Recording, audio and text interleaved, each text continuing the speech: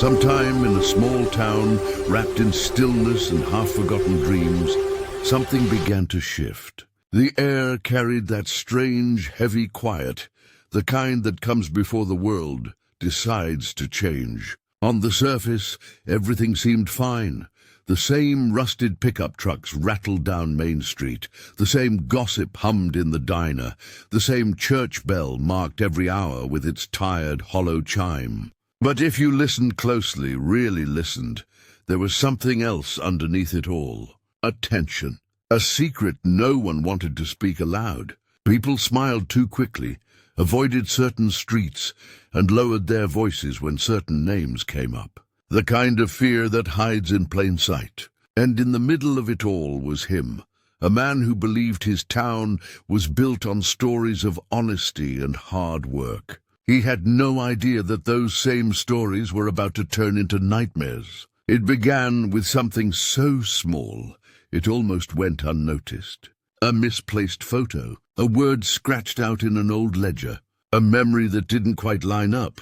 He brushed it off at first, everyone does. But little inconsistencies started piling up, like dust on an untouched shelf. One night, while cleaning out the attic of his late father's house, he found an old wooden box buried under a tarp. Inside, wrapped in yellowing paper, was a letter. It smelled of damp and regret. The handwriting was fragile but urgent, like someone trying to confess before the world caught them. It mentioned the night everything changed and warned, "Don't let them find this."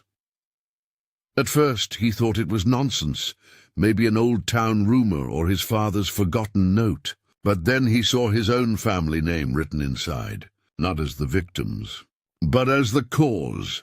The words on that page gnawed at him. He read them over and over, memorizing every crooked letter. It spoke of a deal made in secret, something that bound the town together in silence. There were names, dates, and one line that froze him completely.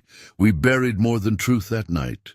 He couldn't sleep, couldn't eat. The letter had done what fear always does. It made him curious. So he started looking. First the town's library archives, then dusty courthouse files, then stories from people who had lived there long enough to remember the things everyone else tried to forget. But each door he opened led to another that was locked. And when he asked too many questions, people changed. Friendly faces turned cold. Conversations ended mid-sentence. The same message lingered behind every uneasy smile.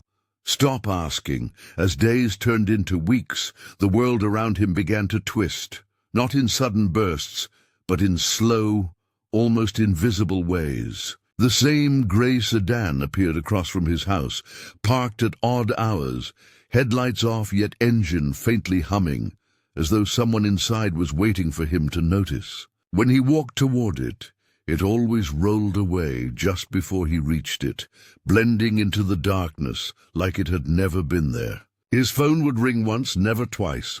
When he answered, all he heard was breathing, slow, deliberate, human. The local radio stations cut to static every time he drove past the courthouse, like someone flipping a hidden switch. And the mail, his mail, started arriving opened, resealed with tape that wasn't his. At first, he thought it was paranoia. He wanted it to be paranoia.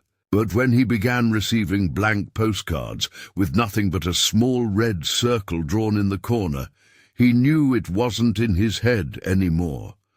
The town he'd once trusted was dissolving before his eyes. Every friendly face now seemed like a mask. Every handshake felt rehearsed. He started carrying the letter everywhere he went, folded neatly inside his jacket, not for comfort, but because he was afraid to leave it anywhere.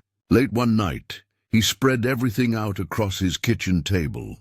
The letter, the faded newspaper clippings, the property records he'd dug out of the town archive. As he connected the dots with shaking hands, a pattern began to emerge. The same names kept appearing.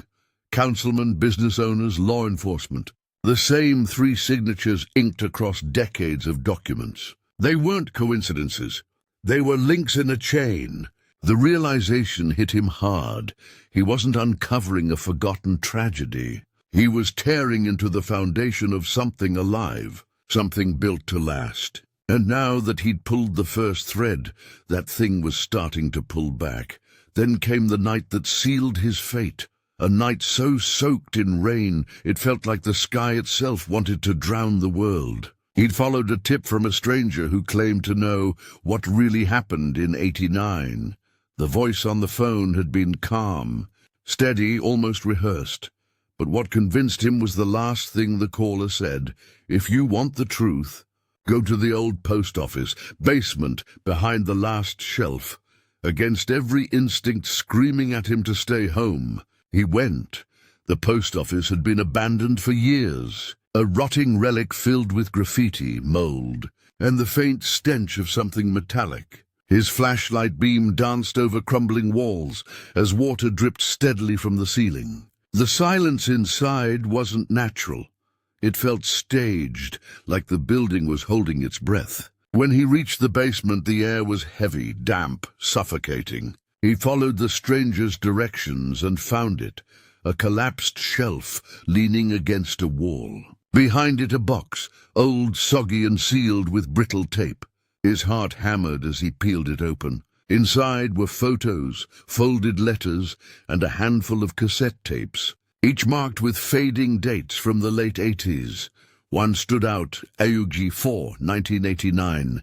He took it home, dried it with trembling hands, and pressed play. At first, only static filled the room. Then voices, distant, muffled, arguing. A man shouting, a woman crying. And then, cutting through it all, a voice he knew as well as his own heartbeat, his father's, calm, cold, final. It's done, the voice said. No one can ever find out. The tape clicked off. He sat there frozen, unable to move, unable to breathe. The sound replayed in his mind over and over, each repetition slicing deeper into his soul. The man he'd admired his entire life wasn't a bystander. He was a participant, maybe even the orchestrator. That night he didn't sleep. He just sat in silence, staring at the tape, realizing that some truths don't set you free. They bury you alive. From that night on, sleep became a memory. Every creak of the floorboards sounded like a footstep. Every flicker of the porch light became a signal. He started noticing things that didn't belong. A stranger standing by the fence at 3 a.m., a car door closing 2 streets away, the faint reflection of a camera lens glinting in his window. He told himself he was imagining it, but deep down he knew better. The feeling of being watched was too precise, too intentional. He began writing everything down. Names, dates, places, filling notebooks with cryptic notes and sketches that only made sense to him. He backed up the tape on 3 drives, hid copies in places no one would think to look, inside library books, behind loose bricks, beneath floorboards. It wasn't paranoia anymore. It was survival. When he finally tried to tell someone, a reporter he trusted from the next town over, the man never showed up to their meeting. 2 days later, he received a text from an unknown number. "Stop digging or we dig for you." That's when he knew there was no way out. He packed his things, left town for a week and tried to disappear. But even miles away he felt the pull, that invisible thread tying him to the truth. He couldn't unsee what he'd seen, couldn't unhear his father's voice. He returned home one last time, only to find an unmarked envelope waiting on his porch. Inside was a single Polaroid, his own house, photographed from the woods behind it. On the back, written in the same shaky handwriting from the letter he'd found months earlier, were 4 words. "You've gone too far." On the last night anyone saw him, the sky was a bruised grey, swollen with rain. The streets were slick, empty, reflecting the streetlights like liquid mirrors. Inside his small home, he sat at his desk surrounded by chaos, stacks of papers, photographs, notebooks, and that cursed cassette tape. The clock ticked toward midnight. He knew what he had to do. There were 2 choices: release the truth and watch his world burn, or bury it forever and let the town's silence continue. Both options felt like death. He sealed the evidence in a heavy waterproof envelope, scrawled a short note across the top, "For the ones who deserve to know," and slipped it into his jacket. Then he left. A gas station camera caught him buying coffee at 12:47 a.m., staring directly into the lens with an expression that was neither fear nor peace, just resignation. At 1:03 a.m., a passing truck driver reported seeing his car parked near the bridge, headlights still on. At sunrise, the engine was still running, door open, driver's seat empty. His phone sat on the passenger seat, screen cracked, as if he'd dropped it mid-call. But there were no footprints on the muddy ground. No struggle, just the sound of the river, swollen and relentless, carrying its secrets beneath the surface. The police ruled it an accident. Locals whispered about suicide, but those who knew him, really knew him, never believed it. Because people who chase truth to the edge don't just vanish. Unless someone helps them disappear. Years passed, but the silence never left that town. They paved new roads, opened new businesses, painted smiles over their history, but something about the place still felt haunted, not by ghosts but by guilt. The house he once lived in stood empty for years. People who tried to rent it left after only a few nights, claiming they'd hear voices on the radio that weren't part of any station. A whisper that sounded like a man repeating the same words over and over. "It's done. No one can ever find out." The post office was finally torn down, but the workers refused to dig up the basement floor. "Concrete's cursed," one of them said. "If you break it, something bad comes out." No one argued. On certain nights, when fog curls over the river like smoke, truckers swear they see a figure standing on the bridge, drenched, motionless, eyes fixed on the water. Some say it's him, still guarding the truth he couldn't tell. Others believe it's something worse, the weight of the secret itself, given form.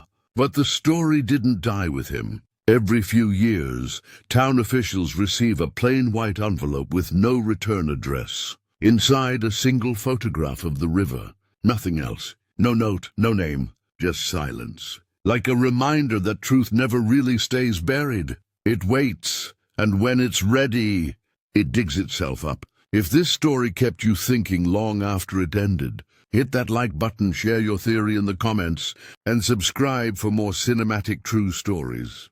Because sometimes, the scariest tales aren't written in horror novels. They live right next door.